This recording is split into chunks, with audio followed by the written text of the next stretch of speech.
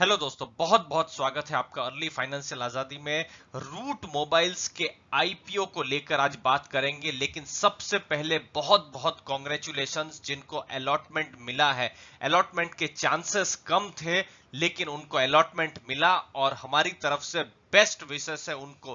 क्योंकि आज की तारीख में अगर ग्रे मार्केट प्राइस की अगर बात करें तो 80% से ज्यादा संभावना है कि प्रीमियम में लिस्टिंग होगी दोस्तों। तो ये बहुत ही बड़ी खबर है, बहुत ही अच्छी न्यूज है कि जिनको अलॉटमेंट मिला है। तो दोस्तों आज के वीडियो में उसकी बात तो करेंगे ही, एंकर इन्वेस्टर्स की बात करेंगे और लिस्टिंग के समय क्या फैक्टर्स आपको कंसीडर करने हैं वो चीज पर आपको पूरी तरह के हम डिटेल में बताएंगे दोस्तों। तो लास्ट तक बने रहिए।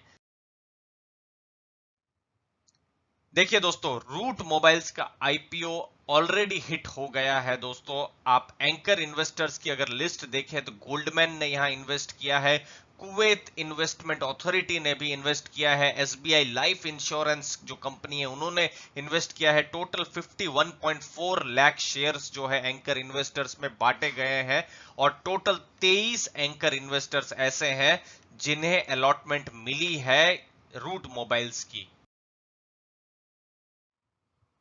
अब दोस्तों इससे पहले हम जाएं लिस्टिंग के समय, तो आपको यह भी जानना जरूरी है, बता दें आपको कि 7 म्यूचुअल फंड की 15 स्कीम्स, और दोस्तों ये सब स्मॉल कैप स्कीम्स को आपने सुना भी होगा अगर आप स्मॉल कैप में इन्वेस्ट करते हैं, जैसे फ्रैंकलिन इंडिया स्मॉलर कैप हो या एक्सिस स्मॉल कैप हुआ या आदित्य बिरला स्मॉल कैप हो या निप्पॉन इंडिया स्मॉल कैप हो या फिर मिरई एसेट टैक्स सेवर हो, तो इन सब ने भी रूट मोबाइल्स में अप्लाई किया है दोस्तों।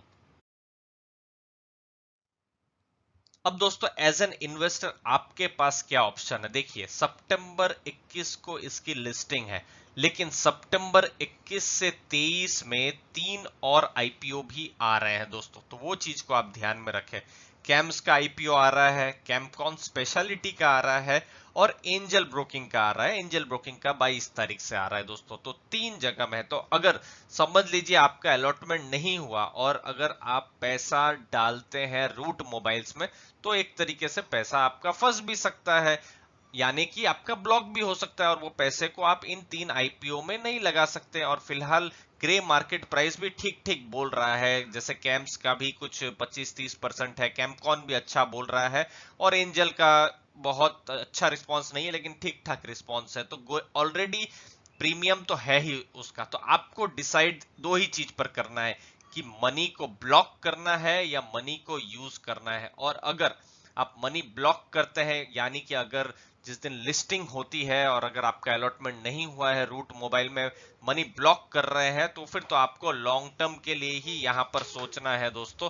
और मनी अगर यूज करना है दोस्तों, तो यहां पर एक चीज ध्यान में रखें कि 3-3 आईपीओ भी है जहां पर आप कंसीडर कर सकते हैं दोस्तों।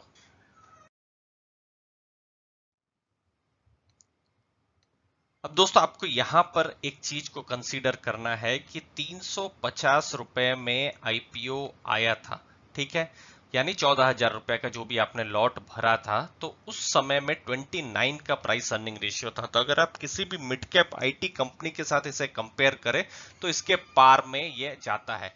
लेकिन अगर ये समझ लीजिए 600 में खुलता है या 650 700, जितने भी भाव में ये खुले दोस्तों, तो ये जो प्राइस अर्निंग रेशियो है ये तो बढ़ ही जाएगा। यानी आप चीज को खरीदेंगे लेकिन थोड़े महंगे में खरीदेंगे, क्योंकि ये प्राइस अर्निंग रेशियो बढ़ जाएगा जब भी इसकी लिस्टिंग होगी। तो वो चीज को आपको ध्यान में रखना है दोस्तों, यानी मनी ब्लॉक या फिर मनी यूज, जो कि आप 3 दूसरे आईपीओ में कर सकते हैं। तो वहां पर आपको डिसीजन लेना पड़ेगा दोस्तों।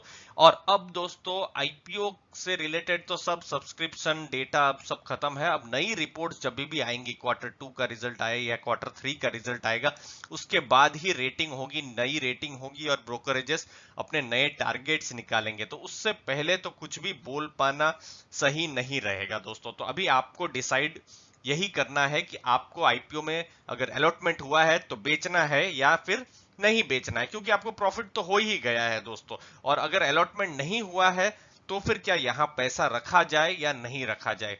देखिए, कुछ चीज पॉजिटिव इसकी ये भी है, जैसे कि बैलेंस शीट बहुत ही लीन है और डेट जो है नेग्लिजिबल डेट है, और जो पेमेंट भी जो इनके कस्टमर से मिलता है तो अपफ्रंट मिलता है, तो वो सब एडवांटेज है। और थोड़ा फ्यूचरिस्टिक बिजनेस भी है, डिजिटल पर आजकल बहुत ज्यादा फोकस है, तो वो सब एडवांटेज तो इसके है ही। और कुछ ब्रोकरेज हाउसेस ने ये भी नोट किया है कि कोविड जो है कंपनी के लिए एक अपॉर्चुनिटी भी बन सकती है, लेकिन आपको अपना रिस्क प्रोफाइल भी चेक करना है, आपको भी देखना है आपका कैश फ्लो किस हिसाब से है।